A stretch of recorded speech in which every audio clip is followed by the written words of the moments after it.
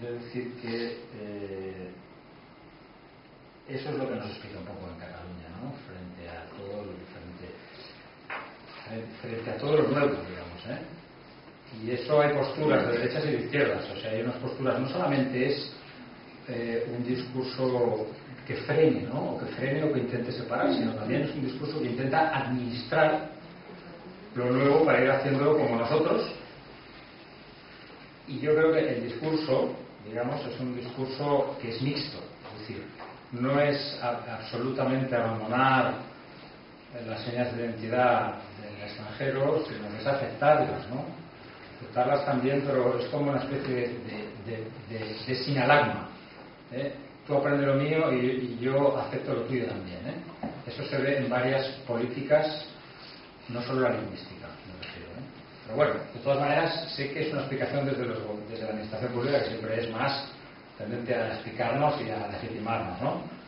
Pero yo creo que, para repetirme y acabar, que Cataluña con la inmigración busca lo mismo que frente a lo español, digamos, ¿eh? Es una preocupación que nos define constantemente, ¿no?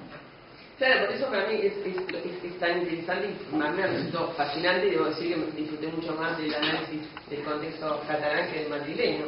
Y justamente es el tema de poder verlo en perspectiva histórica y de entender que es el resultado de una historia y que no es algo que emerge ahora, hoy, porque llegaron inmigrantes extranjeros, ¿no? Entonces me parece siempre interesante el rescatar ese carácter de construcción social y de construcción histórica, y producto de relaciones de fuerza desiguales. Por lo cual, yo en esta idea de que tomamos lo de los otros como los otros nuestros, básicamente no creo que falte una fantasía, porque hay una relación de desigualdad siempre. Hay una relación de dominador-dominado, evidente, entre un Estado, cualquiera sea, y una población inmigrante de países periféricos. Entonces, esta idea, digamos, puede ser expresión de un deseo. Después que se lleva a la práctica es bastante complicado porque es parte de una relación de desigualdad.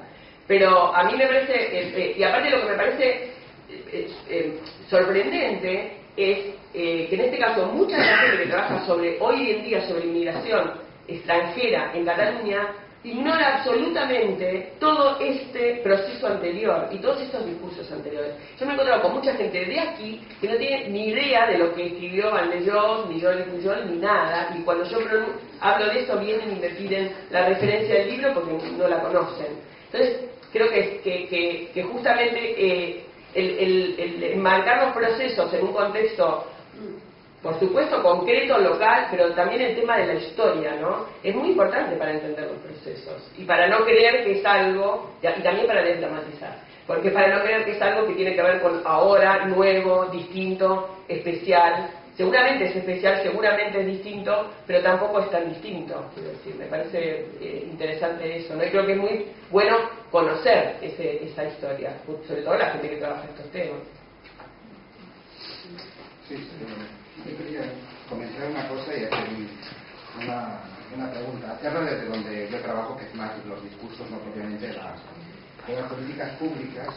De recordar una cuestión que en el caso, digamos, de la construcción del sujeto político desde el discurso convergente es muy manifiesta, y recuerda una cosa que hace que la lengua sea centrada en esas políticas, pero que haya otras cuestiones que también aparecen, y es el tema de la religión también. Es decir, cuando se dice aquello de quien es catalán es quien vive, trabaja, quiere ser catalán, y continuando 1000 años de historia, y 1000 años de historia implica muchas cuestiones. Y cuando uno analiza el tema, digamos, del discurso de cómo se construye al inmigrante, aparece la idea de que cuando se habla de cultura, inmediatamente aparece el Islam. Y en ese sentido, esa cuestión que tiene que ver no solo con la lengua, sino que también tiene que ver con determinadas religiones y que tiene que ver con lo propio en términos religiosos de la construcción de la nación, y en ese sentido nos encontramos el catolicismo y también la confesionalidad. Había que ver todo cómo se articula todo eso. Me parece que hay cosas que son más que se manifiestan de una manera mucho más abierta. El tema de la lengua es una cosa que se manifiesta de una manera mucho más abierta. El tema religioso está mucho más tabuzado. Pero cuando uno analiza los conflictos que se están dando en torno a la abertura, ampliación de oratorios, Cataluña tiene un índice de rechazo de esto muy superior a otros lugares que se estudian básicamente como elementos aislados, que van sumando, pero que cuando los acabas sumando dices, hombre, no son casos aislados. Aquí tiene que haber una lógica en la que no estamos entrando. Entonces, junto con eso, especificar esa cuestión de si te ha parecido esa cuestión de alguna manera, está la cuestión también de, en gran medida, la inmigración se define como inmigración extracomunitaria. Y ahí te iba a preguntar si está habiendo modificaciones en las formas en que se manifiesta el eurocentrismo dentro del desarrollo, digamos, de la evolución de las políticas en los últimos años. Porque la construcción de las naciones a las que te refieres, en el caso de Cataluña o en el caso de España, se definen, entre otras cosas, porque son europeos. Totalmente. Sí, yo creo que la religión aparece, pero mucho menos.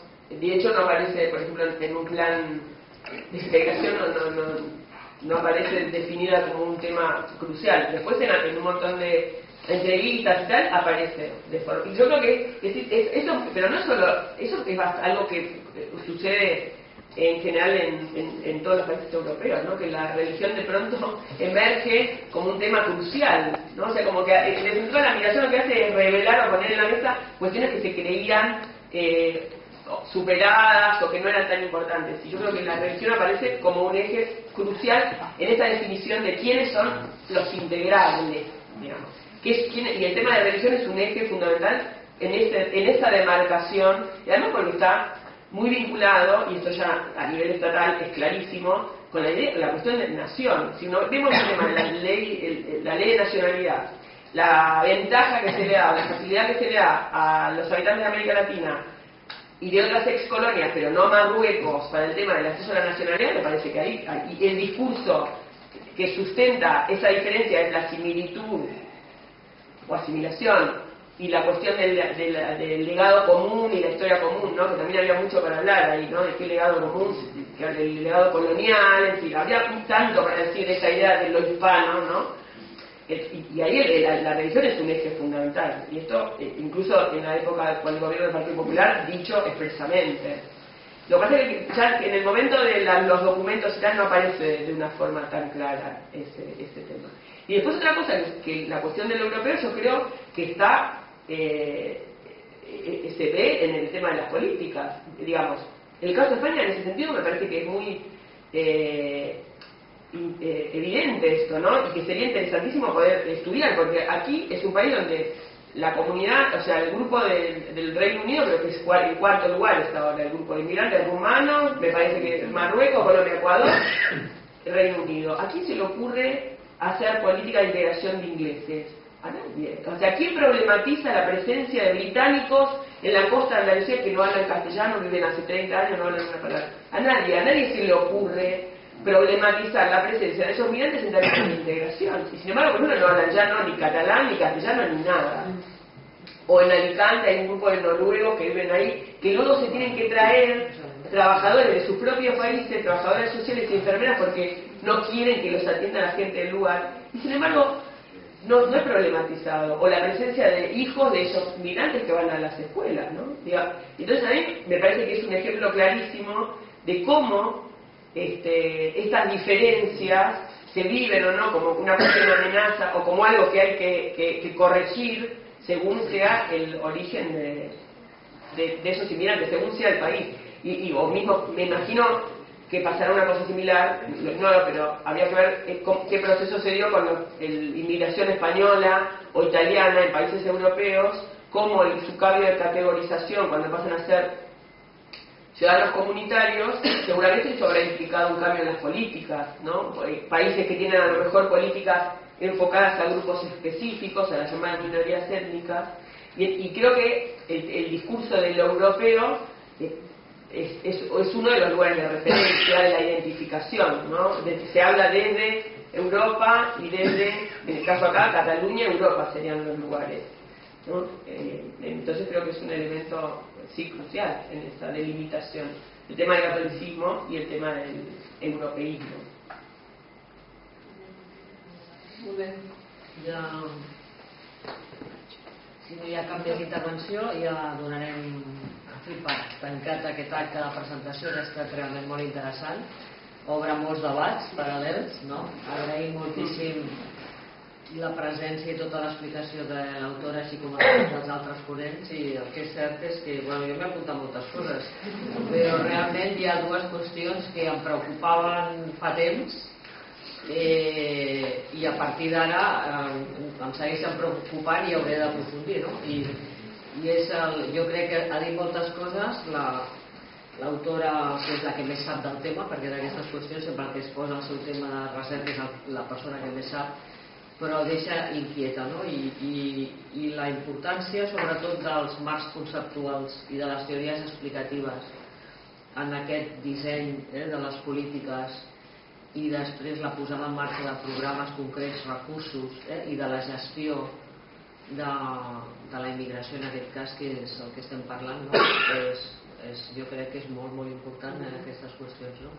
I al mateix temps el que, clar, és extraordinàriament interessant perquè les mirades de fora moltes vegades conflueixen a moltes mirades que tenim més properes, però que a vegades et donen elements objectius per poder apropar-se millor a aquestes realitats, no? I jo crec que un altre aspecte molt interessant, que menys m'emporto jo, jo aprofito per dir el que m'emporto, que és tota aquesta qüestió que plantejava sobre la influència i la importància de la història contemporània, no? En el fet diferencial de com les diferents autonomies, o almenys les dues que ella ha aprofundit més, doncs l'impacte que han tingut en tot això, no? Jo crec que això són elements, entre molts altres, molt interessants, que clar, ens deixen ara amb les ganes d'acabar de llegir el llibre, no solament en diagonal o per la presentació, sinó amb tota la seva dimensió.